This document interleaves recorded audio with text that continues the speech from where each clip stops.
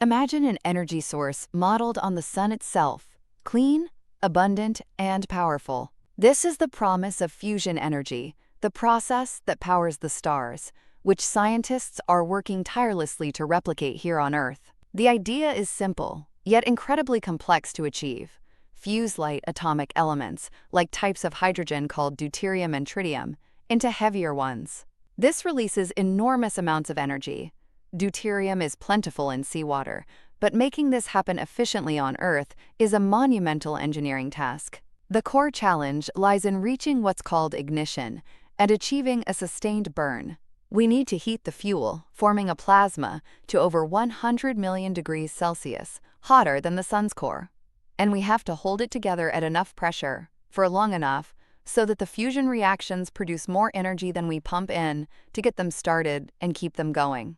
Think of it as getting a fire to catch and stay lit, generating its own heat. There are two main strategies being pursued globally. The first is magnetic confinement fusion, or MCF. This uses incredibly powerful magnetic fields, often in donut-shaped reactors called tokamaks, or twisty ones called stellarators, to act as an invisible bottle, holding the superhot plasma away from the reactor walls. The second approach is inertial confinement fusion, or ICF. Here, tiny pellets containing the fusion fuel are blasted from multiple directions by extremely powerful lasers or particle beams. This rapid compression and heating causes the pellet to implode, triggering fusion reactions in an incredibly brief moment before it flies apart.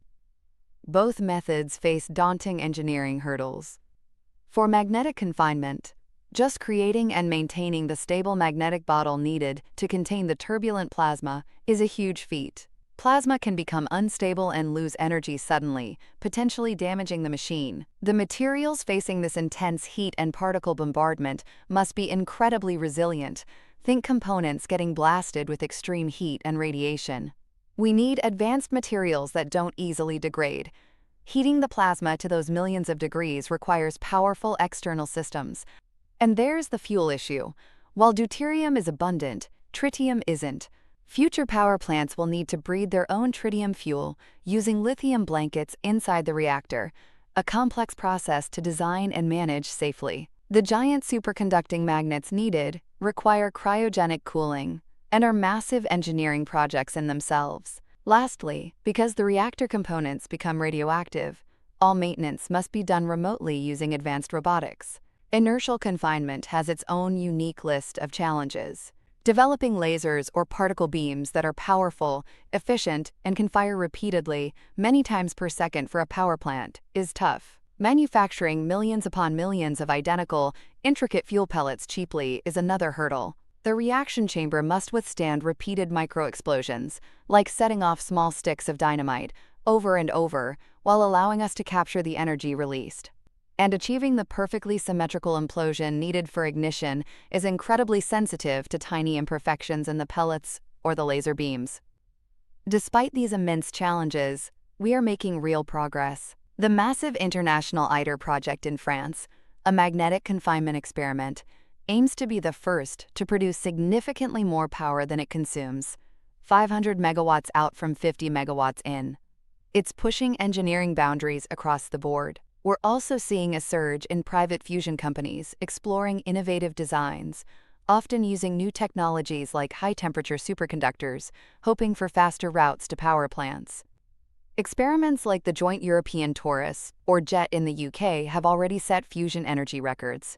And significantly, the National Ignition Facility in the US has successfully demonstrated ignition using the inertial confinement approach, a huge scientific milestone proving the basic physics works.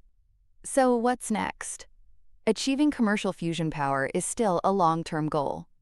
After experiments like ITER show sustained burning plasma is possible, we'll need demonstration power plants, often called demos, to prove the technology is reliable and economically viable for the grid. This journey requires continued collaboration, significant investment from both public and private sectors, and relentless innovation in materials, physics, and engineering. The path to harnessing the power of the stars on Earth is steep, demanding, and complex, but the potential reward, A future powered by clean, safe, and virtually limitless energy makes it one of the most important scientific and engineering quests humanity has ever undertaken.